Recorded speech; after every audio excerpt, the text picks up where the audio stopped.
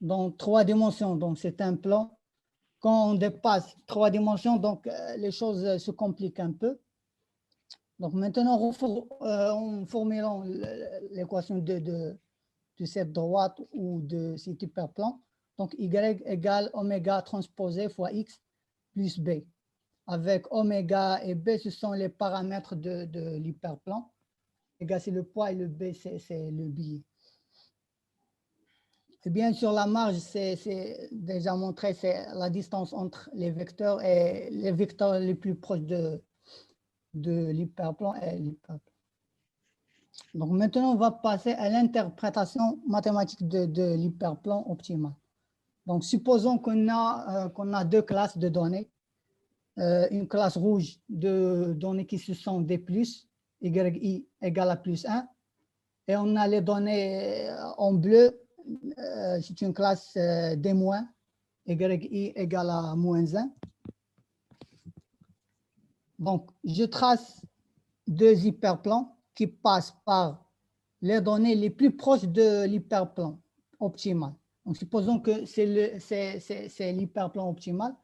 Donc, ces deux droites, ce sont des hyperplans qui passent par les points les plus proches de l'hyperplan optimal. Donc, formulons les expressions. Donc, c'est l'équation oméga transposé x plus b égale à plus 1. Et l'autre, oméga x plus b égale à 0.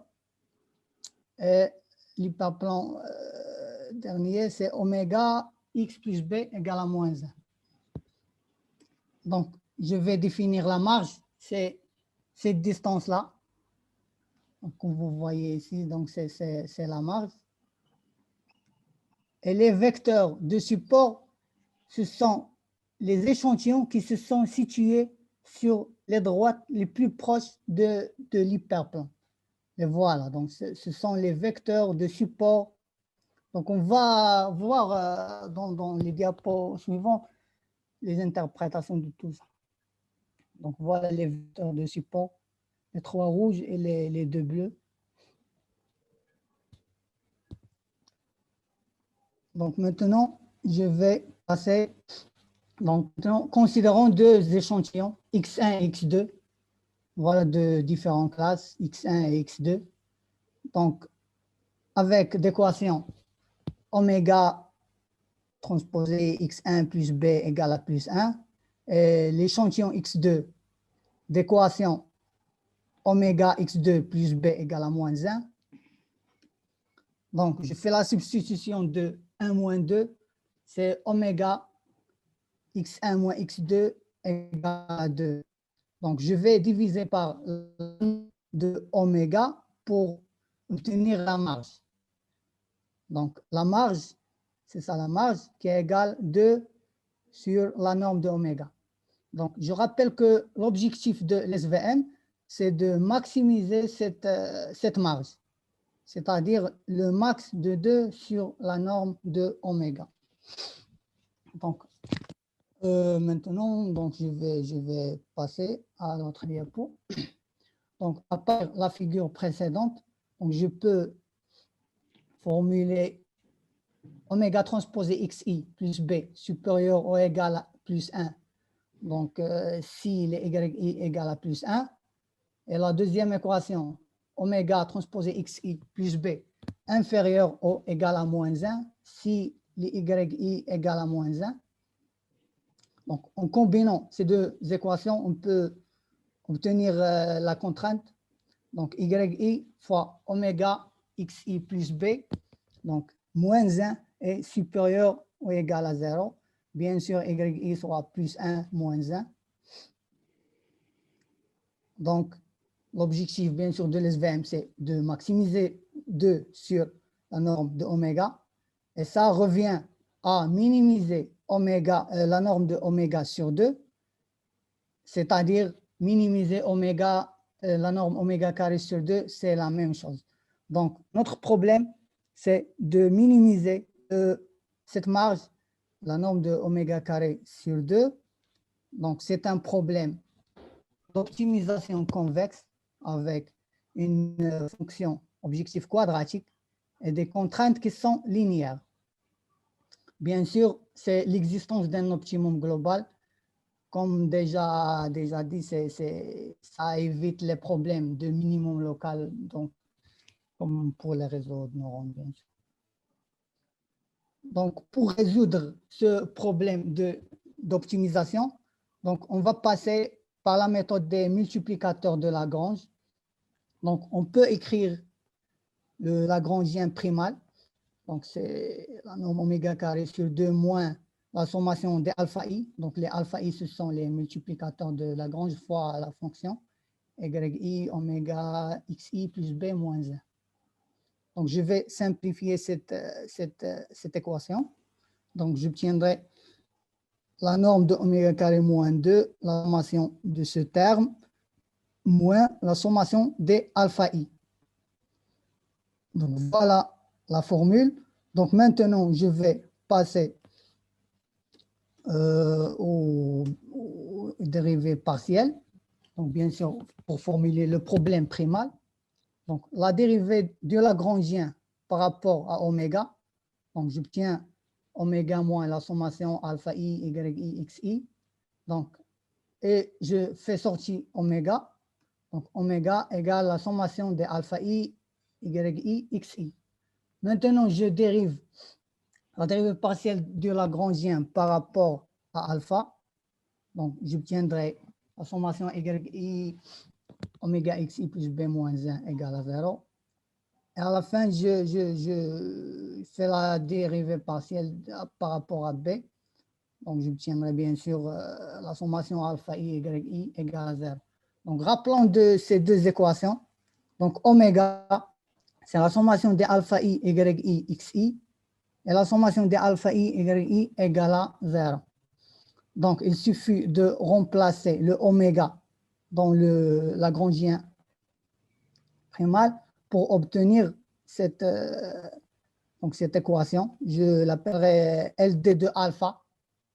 Donc, c'est la sommation des alpha i. Donc, c'est juste, j'ai remplacé oméga dans l'équation précédente.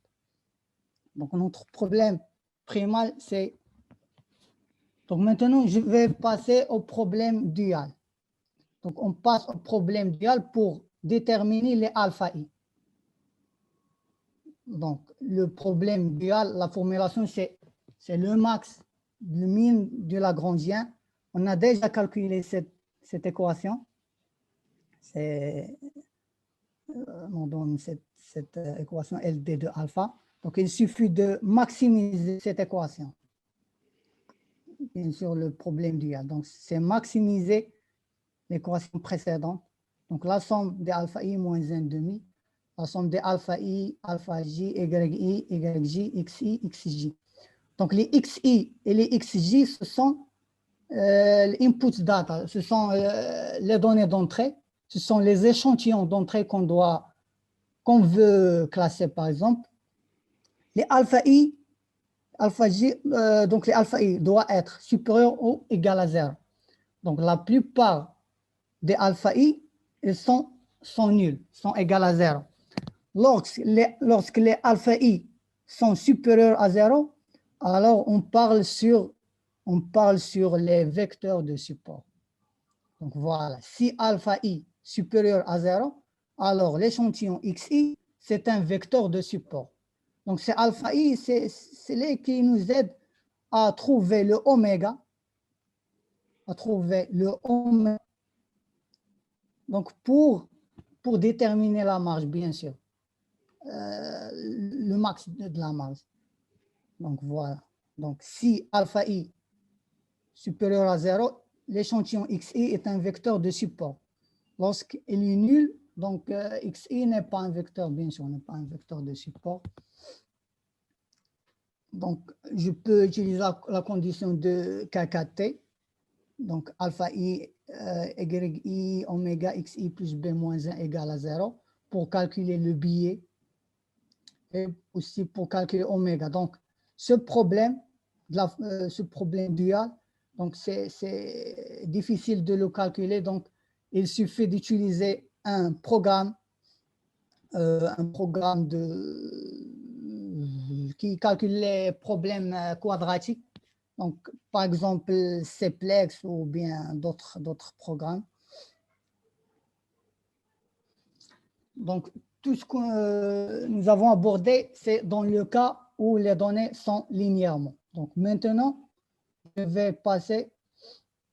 Donc, je rappelle. Donc, ici, je vais trouver les alpha i pour les remplacer dans la formule de oméga. Trouver la marge.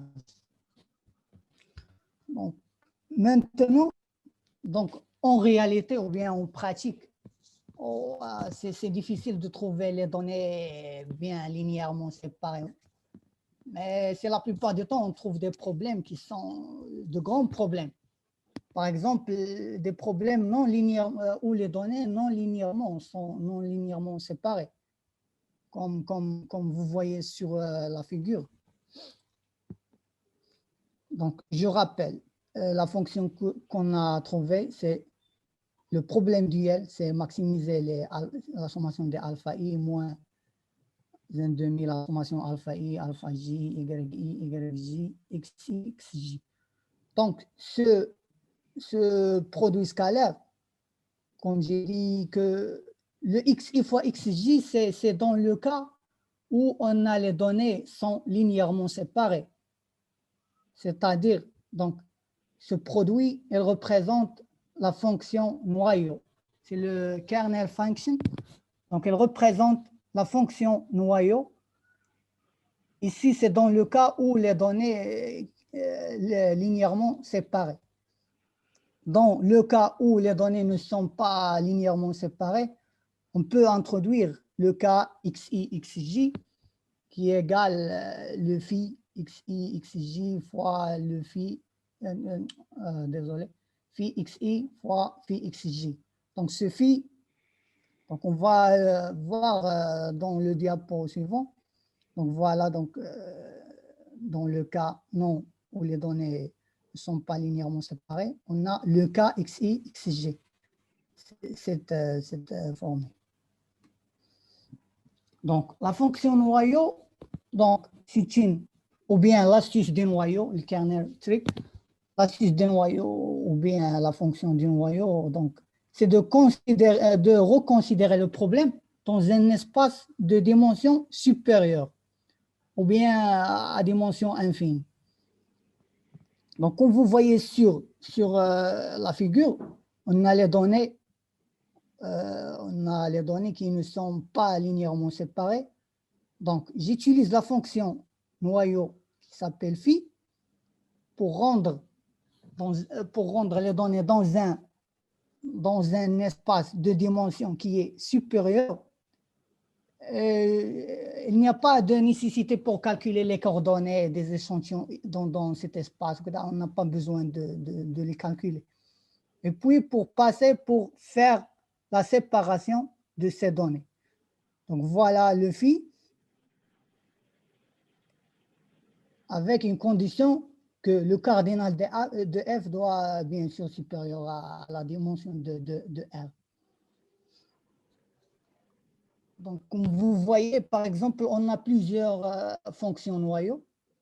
Donc, on a la fonction noyau linéaire qu'on a déjà traitée. On a la polynomiale et on a le gaussien. Donc, comme vous voyez dans cet exemple, c'est un exemple d'un Gaussian radial basis function. Donc, comme vous voyez ici, donc c'est reconsidérer les données dans un nouvel espace avec donc cet espace qui doit être de dimension supérieure. Donc, pour trouver l'hyperplan, donc on utilise cette fonction noyau kxi, xj, l'exponentielle de ce terme. Donc, maintenant, je vais parler au cas de la séparation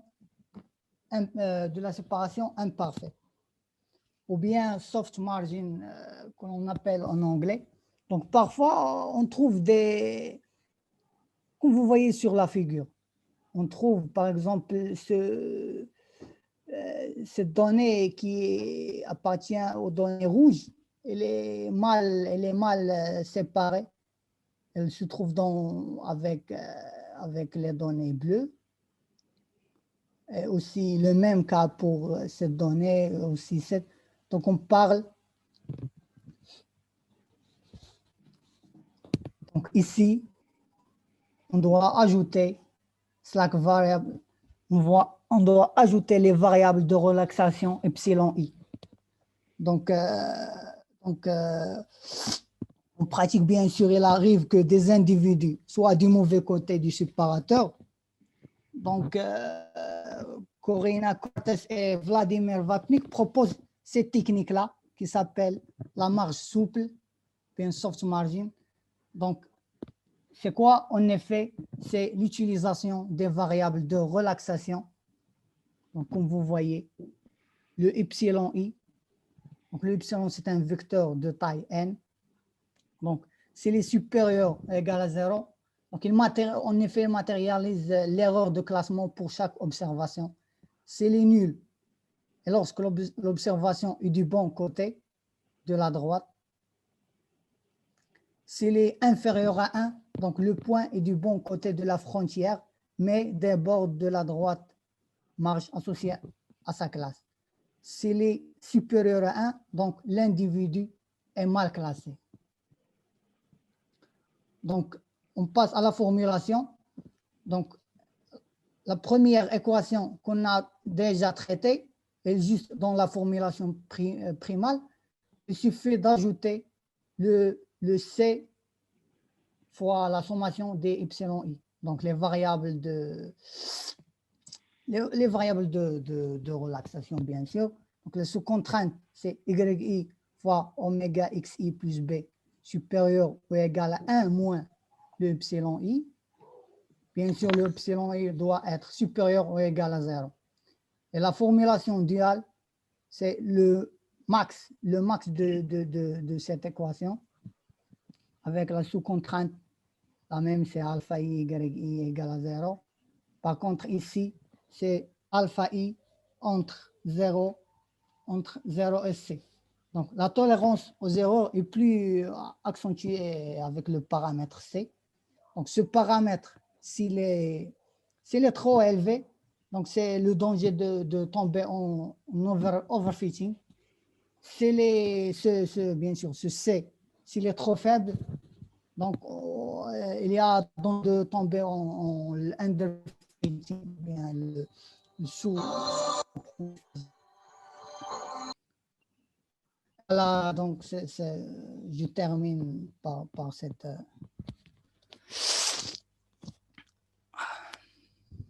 Donc, merci, c'est Ayoub. C'est Hassan. Merci, Ayoub. Merci, c'est Ayoub. C'est Jawad.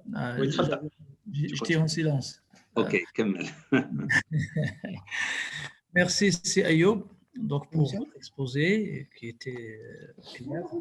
Et bien sûr, vous avez pris soin de bien faire les calculs. Ça, c'était une bonne chose.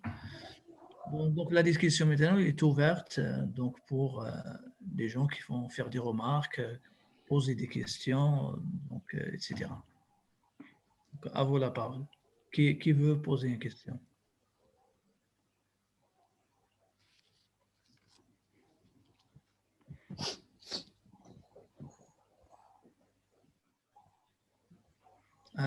Alors, donc, je pose une petite question pour ouvrir la discussion. Donc, bien sûr, il s'agit de problèmes d'optimisation ici, n'est-ce pas? Oui, c'est un problème d'optimisation. Et donc, bien sûr, on ne peut pas espérer calculer la solution de manière analytique. Pas? Vous avez déjà introduit l'explicateur de Lagrange pour tenir compte de la contrainte. Oui, monsieur. Et dans la bibliographie, dans les références, il y a beaucoup de méthodes d'optimisation, méthode de gradient, méthode de Newton, il y en a plein, d'accord? Donc, est-ce que vous avez fait un peu le tour de ces méthodes, non? Vous avez essayé de regarder, parce que donc je ne vais pas poser des questions très poussées, parce que c'est juste un début. Donc, est-ce que vous avez essayé de regarder un peu la bibliographie concernant les méthodes d'optimisation pour approcher de tels problèmes? Donc, ce que je savais que le gradient descendant, est difficile de utiliser dans ces équations. Dans ce Donc, contexte, d'accord. oui, dans ce contexte-là. Donc, c'est pour cela le passage du dual du primal au dual, c'est pour déterminer les alpha i. Je pense que la méthode des multiplicateurs de Lagrangienne, c'est la meilleure d'utiliser dans ce problème Mais on se d'optimisation ramène quadratique. toujours, écoute, Oui, on se ramène toujours à un problème d'optimisation. On a toujours besoin d'un algorithme de calcul parce que les multiplicateurs de Lagrange, cela revient tout simplement à tenir compte de la contrainte, de la faire entrer dans le problème d'optimisation. Donc, c'est J-min de quelque chose avec des oui, contraintes. oui, Donc, oui, tout à fait. le multiplicateur de Lagrange, ça ne résout pas le problème. Ça transforme le problème. Oui, parce qu'on est toujours on est toujours dans un problème d'optimisation. Oui, non, non, c'est-à-dire que les méthodes de Non? calcul, les méthodes à programmer, Ah, on veut programmer donc la méthode, c'est-à-dire que, par exemple, il y a toujours méthode de gradient projeté, bien qu'il y ait une contrainte. oui, D'accord. Donc, si nous avons le domaine de contrainte est un convexe, on pourra toujours donc écrire la méthode de descente classique, donc xk plus 1 égale à xk moins alpha k fois dk avec dk également gradient de votre fonction, mais on fait la projection de xk plus 1. Donc xk plus 1, ça va être égal à la projection de xk moins alpha k fois le grade. Donc, d'accord. oui, oui. Donc c'est-à-dire que, bien sûr, si on ne veut pas faire cela, donc on peut transformer le problème à faire entrer la contrainte dans l'équation, et à ce moment-là, on pourra utiliser donc plein d'autres méthodes, telles que la méthode de gradient, donc sur l'espace entier, parce que méthode de gradient, cela suppose qu'on travaille sur un espace vectoriel, parce que Oui, les combinaisons qu'on fait, xk plus 1 vecteur, ne risquent pas de nous faire sortir donc des domaines. Donc il faut rester dans un espace vectoriel quelconque. oui. Bien sûr, nous sommes en dimension finie, donc il n'y a pas de problème. Donc c'est-à-dire que la suite de votre travail, c'est de regarder, donc si vous le permettez, D'autres méthodes, d'autres. méthode numérique, pas d'autres Oui, méthodes. Donc, c'est le même problème, mais regardez oui, les méthodes numériques. Non, pour oui, implémenter donc, méthode de Newton, méthode de gradient conjugué, etc., etc. oui, oui. Voilà, donc ça. Donc, s'il y a d'autres, c'est Jawad. كاين سي حسن une question في le message سي محمد Ah, بالغاوي le SVM ou les SVM par rapport aux autres algorithmes de machine learning. Donc c'est quelle est une la question? question. Quelle est la question? Donc, la question. C'est-à-dire comment est-ce qu'on peut comparer Ah, le SVM oui. aux autres méthodes, aux autres algorithmes de machine Donc, learning. donc, je pense que l'autre, il y a l'autre algorithme, il y a logistic regression, la régression logistique. Donc, c'est un algorithme de machine learning qui utilise le même principe de l'SVM. Donc, aussi, elle sépare, mais je pense que l'SVM est très. Parce que la régression logistique, donc, lors de l'optimisation, donc, vous pouvez trouver des pondérations proches du point optimal et pas exactement sur le point optimal.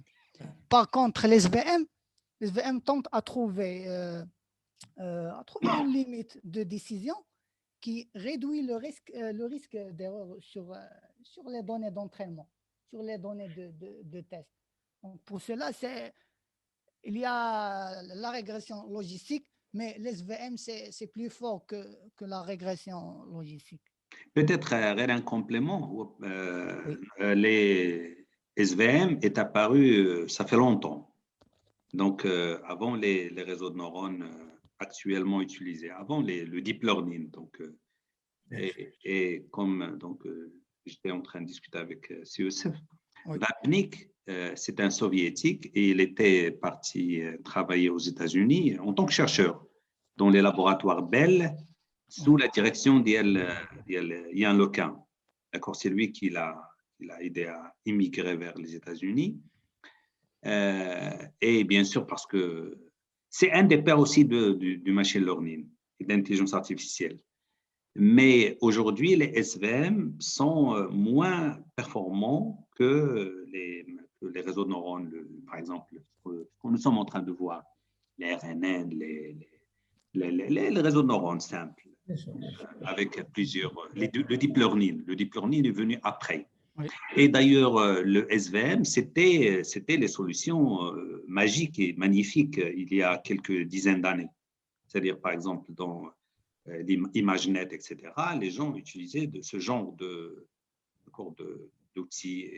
Mais depuis 2000, disons 2009, et puis c'est accentué avec le temps, le machine learning est devenu donc incomparable.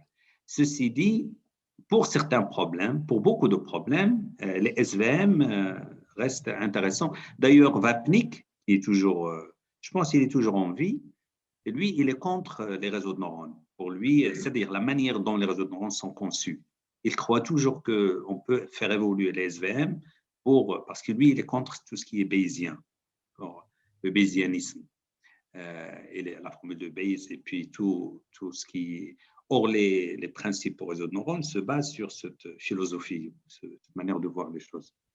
Donc, c'est intéressant de mieux connaître les SVM. On peut les faire évoluer, on peut les mixer avec les réseaux de neurones. Certaines applications utilisent beaucoup plus les SVM qu'autre chose. Mais j'ai aussi une question, c'est que je pense qu'il y a des collègues qui vont présenter des choses autour des SVM. Ou les SVM, il faut trouver des kernel functions, donc la fonction noyau.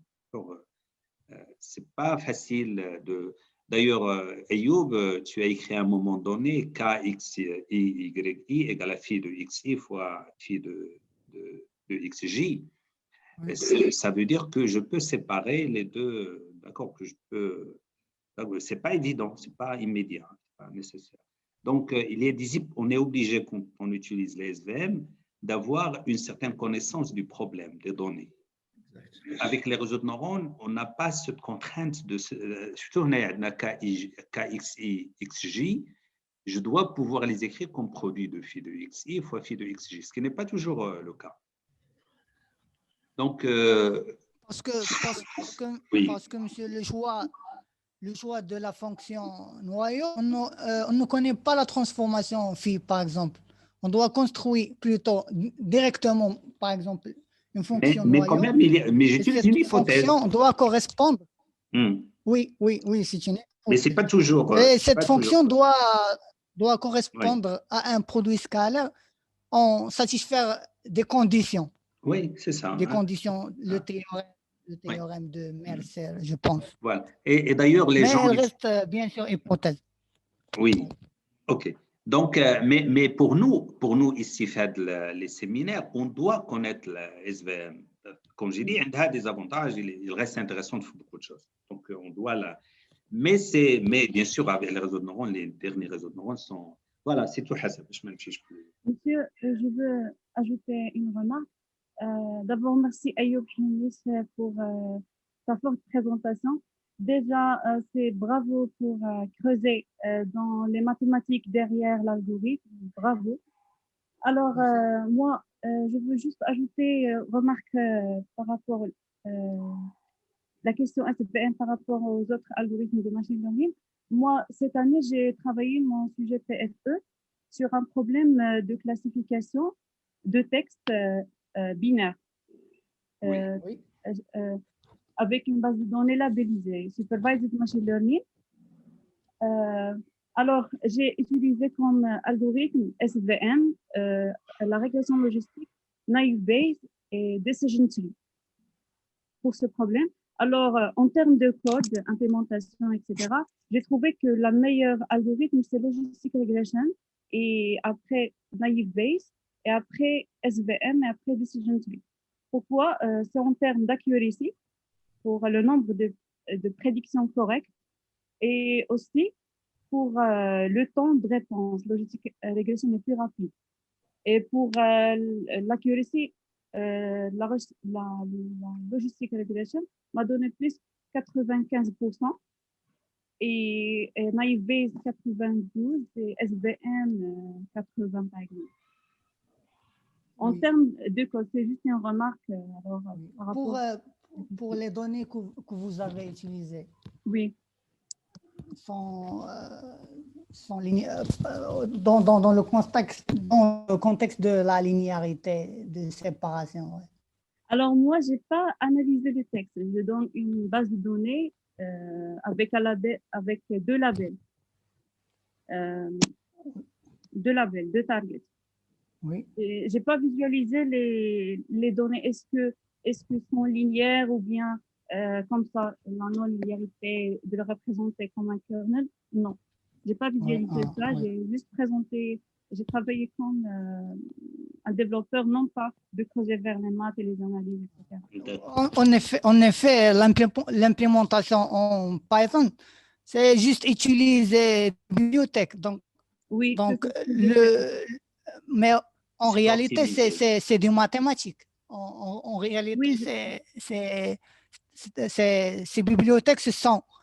Donc, utilise soit Scratch, soit utilise ces fonctions en création.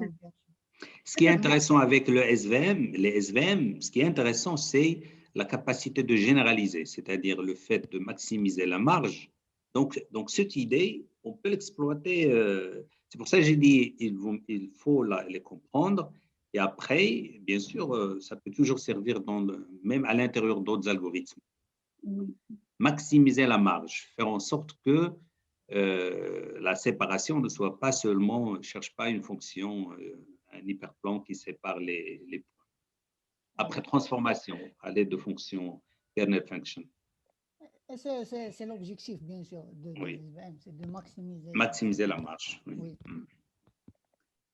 Voilà, donc c'est Jawad, l'Ikhwan. Donc, juste c'est Ayoub, une remarque par rapport à ce que vous avez dit dans les slides, les premiers slides. Vous avez dit qu'il y a une unicité de la solution. Optimum. Donc, vous avez dit, donc les premiers slides, vous avez dit qu'il y a une unicité de la solution. Problème d'optimisation. Oui, quadratique, hein, problème est quoi? Quadratique, il faut des conditions. Hein, donc s'il n'y a pas de conditions, on n'est pas sûr. Voilà. D'optimisation convexe. Non, vous avez dit quelque part dans les fonction objectif quadratique, oui. Voilà. Donc, avec un optimum global. D'un optimum. Non, c'est-à-dire quadratique, mais avec des contraintes. Donc, faites attention. Contraintes linéaires. S'il y a des contraintes, on n'est pas sûr qu'il y a même l'existence de la solution. Hein. D'accord? Donc, on ne peut pas dire qu'il y a existence, unicité, minimum global à tous les coups. Tout dépend de votre contrainte, comment elle est. C'est-à-dire, ce n'est pas dans tous les cas, par exemple. Il est parti, c'est Hassan, je pense qu'il est parti de la condition qu'il existe un hyperplan qui sépare les points. Voilà. Si ce n'est pas linéairement séparable, on ne peut pas utiliser SVM. Il faut utiliser une fonction qui transforme les points, voilà, les plonger dans un espace de dimension plus grande. Attention, ça fait. Oui, bien sûr. Justement, il n'a pas beaucoup dit au début. Voilà, faites attention. Donc, toujours, c'est au cas par cas. Donc, pour chaque problème, il faut regarder comment les choses sont-ils. Hein. D'accord. Et j'insiste, il y a toujours derrière, que ce soit un modèle logistique ou n'importe quel modèle de régression, il y a toujours des méthodes numériques qui sont cachées derrière, des genres des centres. Faites attention. Oui, d'accord. Hassan, une fois, il faut nous faire découvrir une synthèse rapidement. Donc, il faut séparer entre les modèles mathématiques, régression linéaire, ce sont des modèles, et les outils numériques pour l'optimisation. Ça, c'est autre chose. Donc, il y a deux packages qui sont différents. Le modèle, c'est une chose.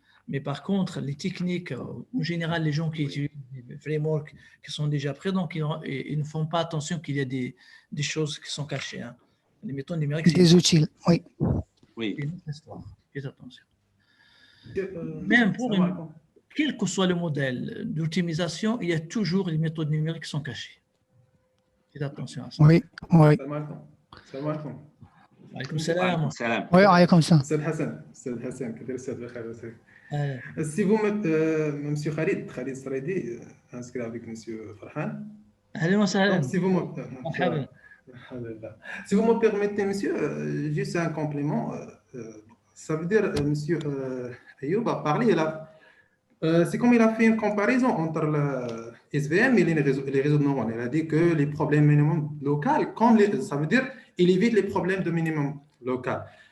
Juste d'après mes connaissances, donc je crois que à l'instant, les réseaux de neurones, les gens ils n'arrivent pas à faire un modèle mathématique pour les réseaux de neurones, parce qu'on peut trouver un modèle donc des réseaux de neurones qui peut par exemple utiliser tel nombre de couches pour résoudre tel problème. Ça veut dire au niveau de réseau de neurones, on peut trouver plusieurs fonctions. Linéaire, non linéaire, linéaire, non linéaire. Alors que pour SVM, il y a une formule mathématique. C'est un problème d'optimisation très clair. Il y a une fonction, elle est déjà prédéfinie, donc Y donc, égale à W, donc transposé XI plus B. Alors que pour les réseaux de neurones, ce n'est pas le cas. Oui, tu as raison, bien sûr.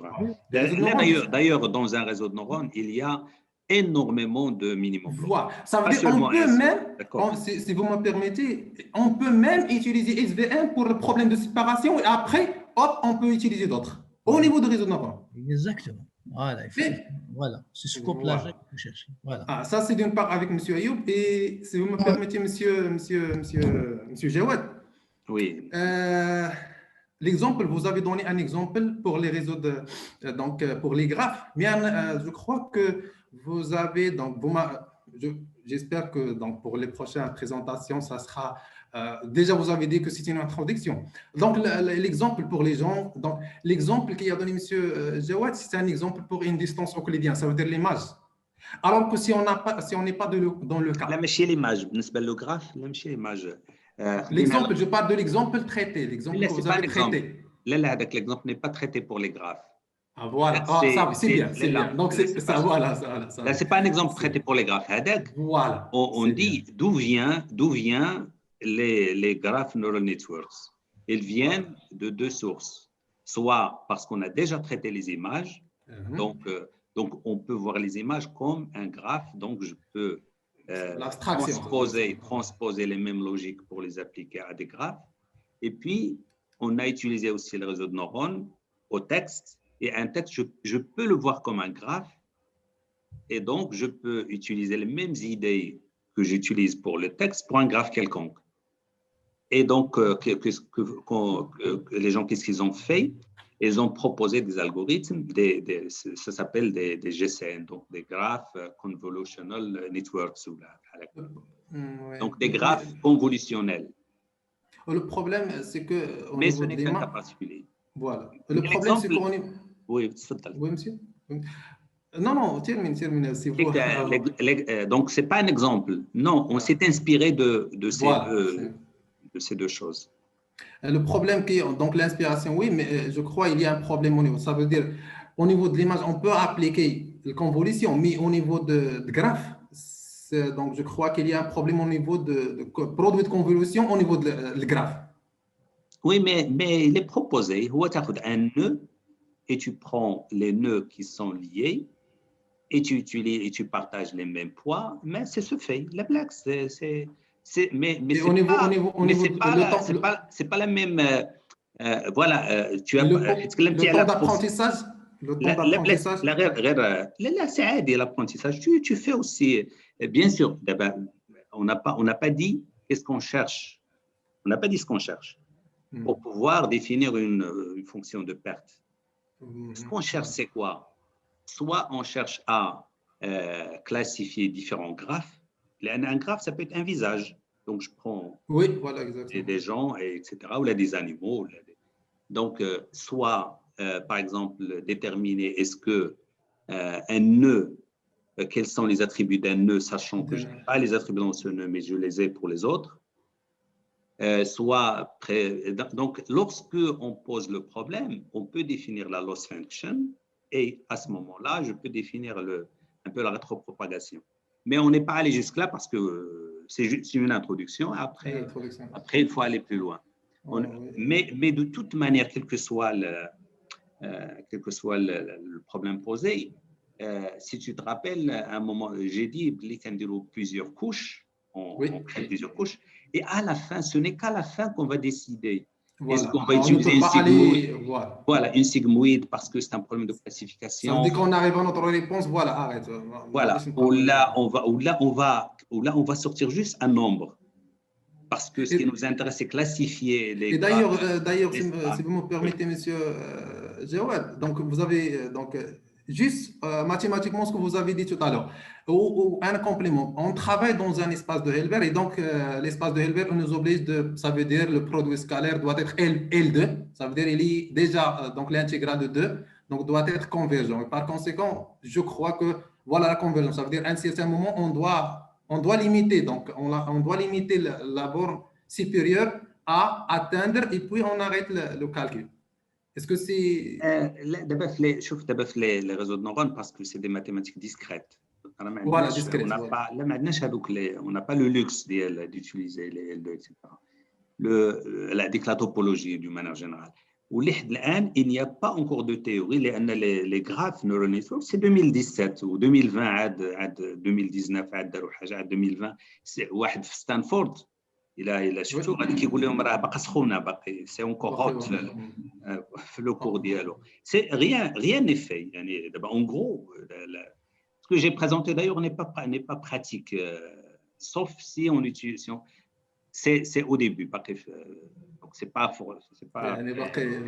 Là-bas, 2020, les gens, il y en a qui ont des choses théoriquement qui sont bonnes, mais dans la pratique, c'est pas bon. Un graphe, c'est quoi un graphe? Imagine, on prend par exemple. Social media. Voilà, on a un réseau social. C'est infini. Mais on verra. On va y aller doucement. Mais pour des problèmes simples, moi, qu'est-ce qui m'intéresse en premier lieu, les graphes, c'est que par exemple en Allemagne, en Pologne, etc., ils l'ont utilisé pour suivre la propagation de la COVID-19. Un graphe. Donc, c'est intéressant. À ce niveau, il m'intéresse parce qu'on a un projet avec Hassan et on va l'utiliser. Inch'Allah. Merci. J'espère la réussite, Inch'Allah. Pour la discussion. Donc, c'est toujours intéressant. Donc, ça, on ne peut pas terminer parce qu'on peut discuter infiniment. Donc, je crois que c'est suffisant, si Jawad, n'est-ce pas? C'est bon, oui. Ce qui est intéressant, les graphes, d'ailleurs, il y a des intitulés, en plus, dire comment je dois représenter les graphes. Ou les nœuds, ce qui est intéressant dans un graphe, le nœud n'est pas quelque chose d'indépendant. C'est un vecteur, mais qui se nourrit des vecteurs qui sont dans son voisinage, c'est-à-dire des vecteurs qui lui sont liés. Le plus important pour les graphes, c'est que ça ajoute une couche de connaissances, donc de règles, etc., et de raisonning, donc au traitement des données. Donc, le graphe, c'est une autre structure qui ajoute de l'intelligence. Et là, les gens qui veulent avoir des machines beaucoup plus intelligentes utilisent aujourd'hui les graphes. Les graphes, c'est de la connaissance. Il y a les knowledge graphes aussi donc, voilà, qui sont le prolongement des graphes neural networks. Voilà, c'est Hassan. Merci. Il permet aussi à ces Jawad, les graphes, si on pousse un petit peu. Par exemple, oui, c'est Hassan.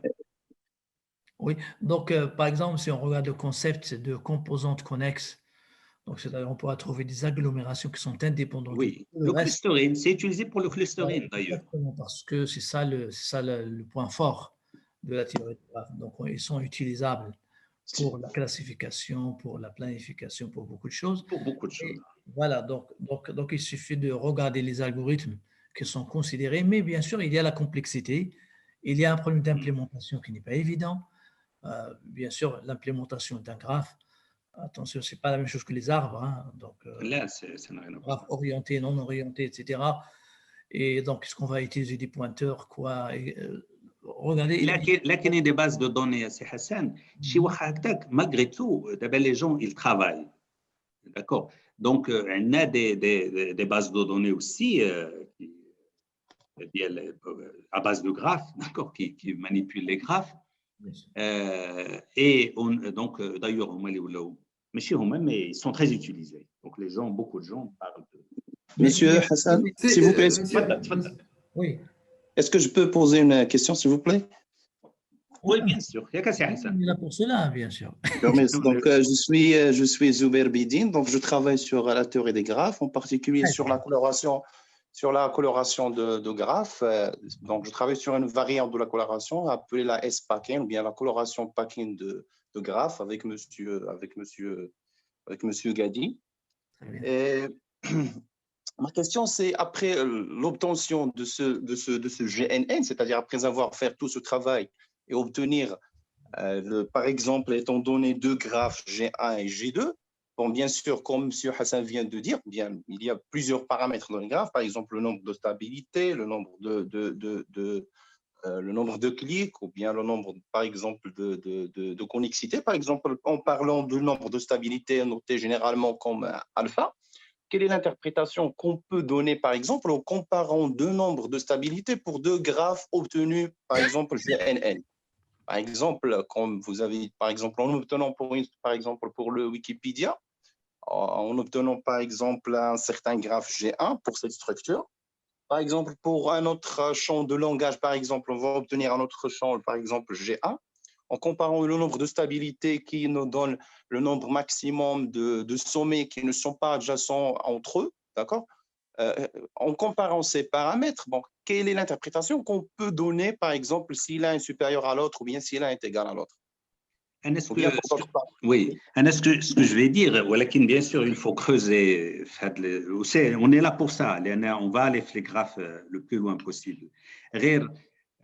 Avant, le langage, le traitement du langage était un traitement récemment, après sémantique, etc., ou la statistique.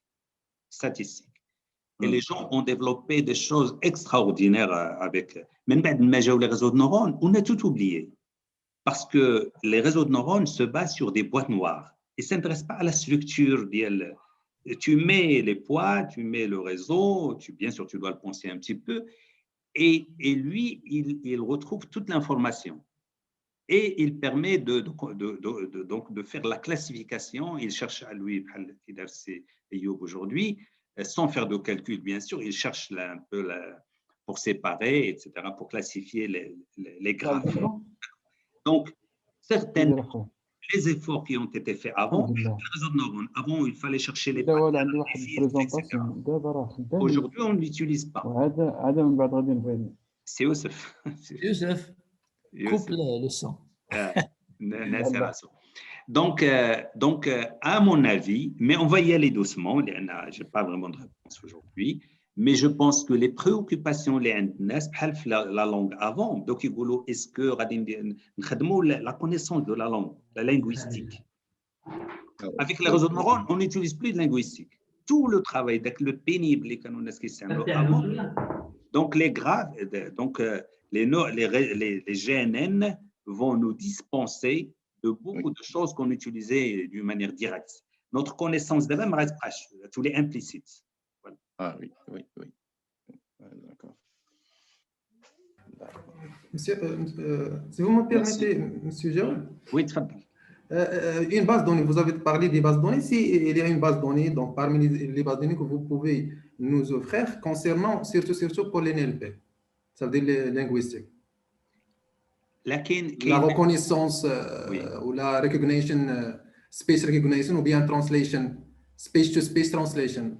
بالنسبة la langue, mais des graphes, au niveau des graphes, ça veut dire les gens qui travaillent sur des graphes en ce contexte et ils ont développé des bases de données, par exemple comme شنو سميتها Node.js ولا les graphes شكون اللي هنا اللي اسمها كاين une base de données pour les graphes très connue غير دابا le nom مشى ليا Node.js سي يوسف شنو كنقول Node.js المهم لا كاين غير vous écrivez base de données graph et vous aurez le nom très connu open source je pense donc bien sûr pour les graphes pour autre chose il faut rester sur les bases de données standards Non, la relation. question, c'était Oui. pas seulement pour les graphes, mais pour le language, c'est-à-dire les graphes appliqués aux les linguistes, s'il y a Ah, une base, donc ça veut dire, par voilà, exemple... Neo4JS. Neo4JS. ok. Voilà, donc, par contre, بالنسبة le texte, on utilise, en général, ce que j'ai entre les mains, لما كنشوف les datasets, كنلقاو des fichiers texte. Des fichiers texte. Ah, mais كنلقاوش pas forcément, d'accord. Donc, je ne pense pas on a vraiment, pour le texte, on n'a pas, d'abord, le NLP. NLP, jusqu'à aujourd'hui, c'est ce qui se fait. C'est ce que nous, on fait. Mais bien sûr, ce qui se fait, ça peut être plus complexe. Maintenant, chez Google, lorsque le texte, ils utilisent un fichier texte. Certainement, d'accord, ils connaissent des choses plus sophistiquées. Mais à notre niveau, pour aujourd'hui, bien sûr, l'échange, c'est un petit peu, ce sont des projets. D'abord, il faut qu'on se lance, comprendre un petit peu le texte, quelle est la meilleure manière de le... Je n'ai jamais utilisé... Je sais que le texte, normalement, on peut le... Qu'est-ce qu'on fait d'abord pour avoir le NLP, pour la traduction, pour avoir un réseau qui traduit? Qu'on séquence après séquence. Ce qui est un petit peu bête. Pourquoi ne pas prendre tout le document ou construire le graphe des mots ou que vous ayez toute la connaissance ou après j'utilise un GNN pour représenter la connaissance. Et l'apprentissage semi-supervised ou bien supervised ou bien... Là, c'est comme le NLP. C'est lui-même qui va, bien sûr, ça va dépendre du choix, les wesh convolutionnel ou la autre, ou les skips. C'est un skip graph.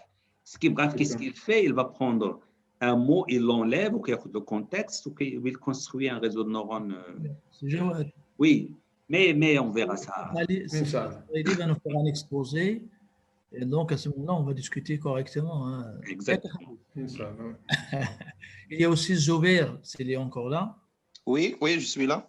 Voilà, donc il faut envisager, s'il vous plaît, un exposé. Oui, avec plaisir, oui. Donc, أنتم حصلتوا جوج بانوا.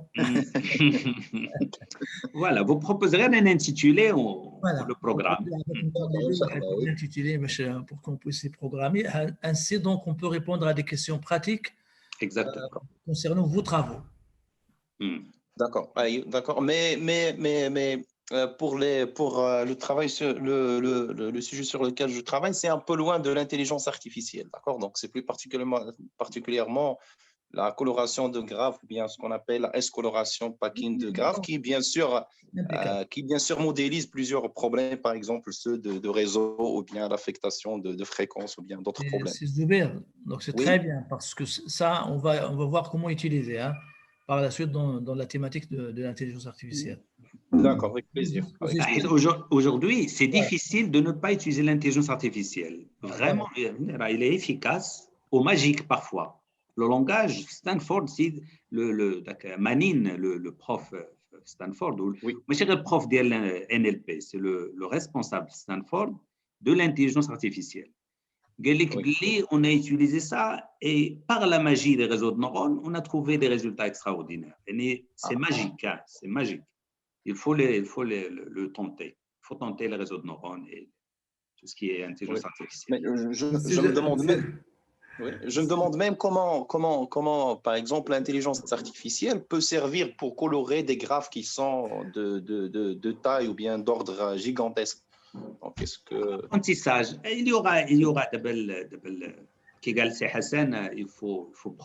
faut exposer le problème. Mais les gens, ils ont tout fait d'abord l'intelligence artificielle. Il n'y aura aucun domaine. À chaque fois qu'on a un problème, on optimise le système pour s'approcher de la solution du problème. Il y a plus de... L'intelligence artificielle, ce n'est pas quelque chose qui marche ici, qui ne marche pas ailleurs. Quel que soit le problème, on peut envisager un réseau de neurones qui le résout. Oui. Voilà, donc c'est Jawad, je crois qu'on est arrivé à terme. Oui, c'est ça. Donc qu'on libère les gens. Ok, donc on remercie tout le monde. La prochaine fois, à quel programme on l'a Concernant est-ce que c'est possible de recevoir les enregistrements que vous avez fait ou bien des représentations? Oui, bien sûr. Les présentations, vous allez tous les recevoir. Les enregistrements qu'on S'il y a s'est des fait, aujourd'hui, hein, j'ai oublié d'enregistrer le mien au début. Je le dis à Ayoub, donc je vais vous l'envoyer. Rendez-le sur YouTube, vous voulez, pour y accéder. Mais bien sûr, on va enregistrer. Il y a beaucoup de vidéos que j'avais enregistrées sur le NLP surtout. On va continuer l'analyse. Il est là ou là? Je suis toujours là, donc. Là, Mredr. Mredr, donc je ne l'ai pas vu. Je ne l'ai pas vu. Ok. Bien sûr, donc merci à tout le monde. Donc c'est une bonne chose. Donc aujourd'hui, vous étiez quand même vers 90 participants. Les gens ont participé soit directement, soit en posant des questions sur le chat. Même sur le chat, j'ai vu qu'il y a des échanges pour, par exemple, chercher certaines informations sur le net. Et ça, c'est très bien. D'ailleurs, c'est ça le but de ce séminaire-là, c'est d'avoir un échange entre les étudiants. Et on aimerait bien voir beaucoup plus d'implication des étudiants. Donc, on est là seulement pour vous encadrer, pour vous orienter et pour vous aider s'il y a un besoin. Mais normalement, c'est votre séminaire, il est fait pour vous et par vous. D'accord? Voilà, c'est Jawad, tout le monde. Oui. Merci bien sûr, il y a une question de est-ce qu'on va recevoir le programme? Je l'ai déjà envoyé, sauf il a les gens. Donc, j'ai envoyé le programme. On a jusqu'à le mois de février ou le mois de mars déjà qui est fait. Je vais vous le renvoyer avec les présentations. Très bien. On vous remercie. Merci à vous. Yallah, à la fois. Au revoir. Salam alaikum. Salam alaikum. Wa alaikum salam, merci. Salam alaikum.